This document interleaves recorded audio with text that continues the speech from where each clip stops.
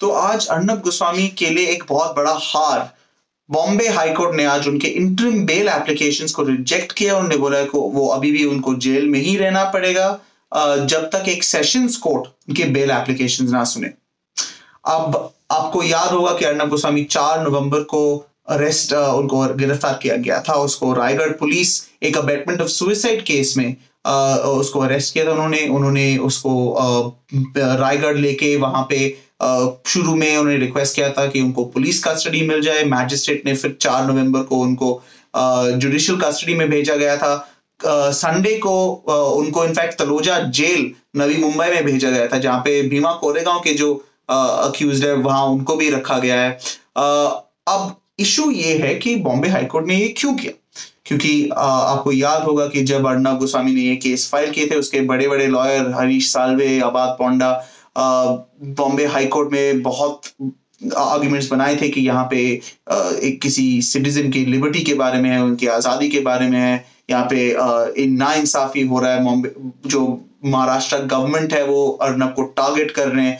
इन सब आर्ग्यूमेंट्स के बेसिस पे उन्होंने बोला था कि उनका जो अरेस्ट है वो इलीगल है, वो गैर कानूनी है, और इसलिए उन्होंने बोला था कि यहाँ पे इसको बेल मिलना चाहिए हाई कोर्ट से। उन्होंने कहा कि ये इंटरिम बेल होगा, तो क्योंकि मेन केस तो चलता ही रहेगा, पिटिशन चलते रहेंगे। अरेस्ट का जो केस है उसके खिलाफ उन्होंने क्वॉशिंग फाइल किया है, पर वो चलता है, उसमें थोड़ा टाइम लगेगा। पर उन्होंने बोला कि बॉम्बे हाईकोर्ट के पास एक स्पेशल पावर होता है जो एक्स्ट्रॉर्डिनरी रिट जुरिस्डिक्शन कहते हैं कानून में, कि उसको लेके वो यहाँ पे उनको इंटरिम बेल दे सकते थे।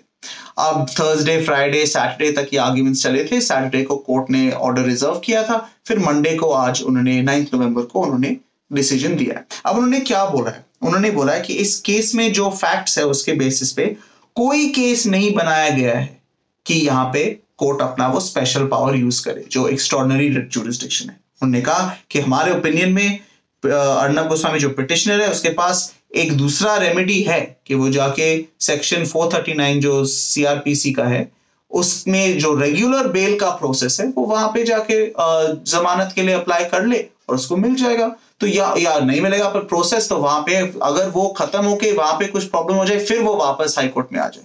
तो ये एक्चुअली एक बेसिकली कोर्ट क्या कह रहे हैं, वो कह रहे हैं कि अर्नब गोस्वामी की जो लीगल टीम है उन्होंने जाके गलत चीज किया है कि वो यहाँ पे पहले ही हाई कोर्ट में आके पहुंच गए। उन्होंने अपना बेल एप्लीकेशन फाइल नहीं किया, नॉर्मल प्रोसेस जो प्रोसीजर है हर कोई भी अक्यूज के लिए उसको नहीं फॉलो किया है। और क्योंकि उन्होंने ये किया इसलिए यहाँ पे अभी हाई कोर्ट कोई इंटरिम बेल नहीं दे सकते, बाद में देख लेंगे अगर कोई प्रॉब्लम आ जाए। तो जैसे हमने बोला यहाँ पे बड़े बड़े एडवोकेट्स है, आबाद पोंडा, हरीश साल्वे। तो इनकी कोर्ट ने क्या फाइंड किया कि उनके अप्रोच में गलती किया। तो उन्होंने पहले कहा कि देखो यहाँ पे आप क्यों आए, आप बोल रहे हो कि अरेस्ट उनका जो था वो इलीगल था, कि उनको गलत तरीके से गैर कानूनी तरीके से उसको गिरफ्तार किया गया, पर किस बेसिस पे?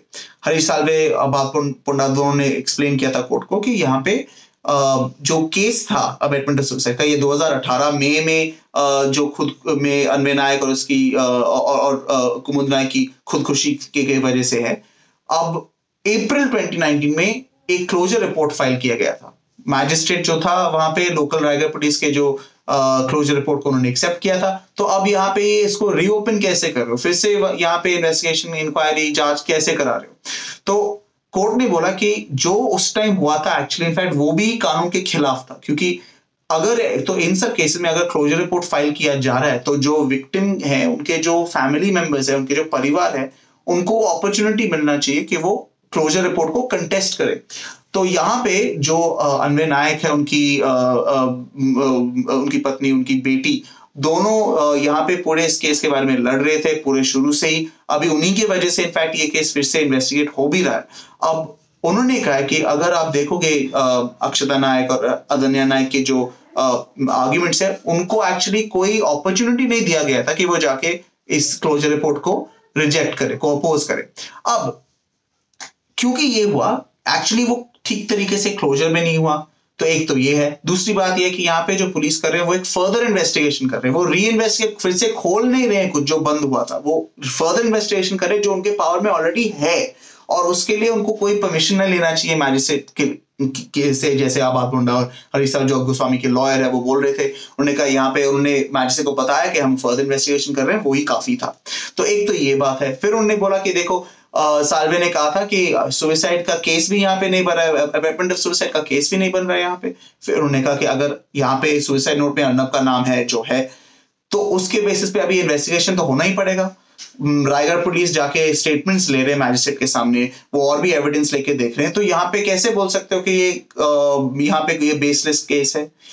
प्रॉब्लम ये है कि जब मैजिस्ट्रेट ने जुडिशियल कस्टडी में अर्नब को भेजा था 14 दिन के लिए, 4 नवंबर को ही, उनके ऑर्डर में एक्चुअली उन्होंने एक तो ये ऑब्जर्वेशन लिखे थे कि ये अरेस्ट लगता है कि ये गैर कानूनी है, यहाँ पे सुसाइड, वेपन टू सुसाइड के लिए काफी चीजें नहीं है। इन सब चीजों को एक्चुअली हाईकोर्ट ने आज रिजेक्ट किया, और ये बहुत इंपॉर्टेंट है क्योंकि ये बाद में जाके जो बेल एप्लीकेशन है, क्वॉशिंग केस जो है, जो सब चीजें चलते रहेंगे इस केस में, वहां पे शायद से एटलीस्ट हमें दिखाता है कि यहाँ पे कानून एक्चुअली है क्या। क्योंकि कोर्ट ने क्लैरिफाई किया कि जो उन्होंने आज के ऑर्डर में बोला है वो और जो पिटिशंस, एप्लीकेशन, जो चीजें उसमें अप्लीकेबल नहीं होंगे। तो यहाँ पे जब अर्नब गोस्वामी ने क्वॉशिंग के लिए फाइल किया, महाराष्ट्र पुलिस ये नहीं बोल सकते कि देखो बॉम्बे हाईकोर्ट ने बोला था इसलिए हो गया, पर जो लीगल रीजनिंग है, जो कानून के बेसिस पे उन्होंने ऐसे बोला है, वो जाके महाराष्ट्र गवर्नमेंट तो बोल ही सकते हैं। अब क्वॉशिंग पिटिशन तो 10 दिसंबर को अभी फिर से सुना जाएगा। अर्नब गोस्वामी वहां पे कोशिश करेगा बोलने के लिए कि ये केस में कोई भी बेसिस नहीं है, उनको पूरा जो एफआईआर है उसी को क्वॉश कर दिया जाए। साथ में उसका बेल एप्लीकेशन भी अब सेशंस कोर्ट में सुना जाएगा। कोर्ट ने डायरेक्शन दिया, हाईकोर्ट ने डायरेक्शन दिया कि सेशंस कोर्ट को इसको 4 दिन में ही निपटाना पड़ेगा, उनको डिसाइड करना पड़ेगा कि इनको बेल दे या ना दे। अब ये फिर से इंपॉर्टेंट है क्योंकि अर्नब गोस्वामी ने आज मंडे को उन्होंने जाके सेशंस कोर्ट में फाइल किया है अपना रेगुलर बेल एप्लीकेशन वहां पे, और कोर्ट शायद से उसमें आज ही शाम तक एक शायद से हियरिंग हो सकता है उसमें। फिर देखना पड़ेगा कि वो कितने दिन में उनको बेल दे या ना दे, क्यों देंगे या नहीं देंगे। सब डिटेल्स के लिए इनको फॉलो करते रहिए, सब अपडेट्स इस केस के बारे में और भी जो केसेस है अर्नब गोस्वामी का महाराष्ट्र गवर्नमेंट के साथ।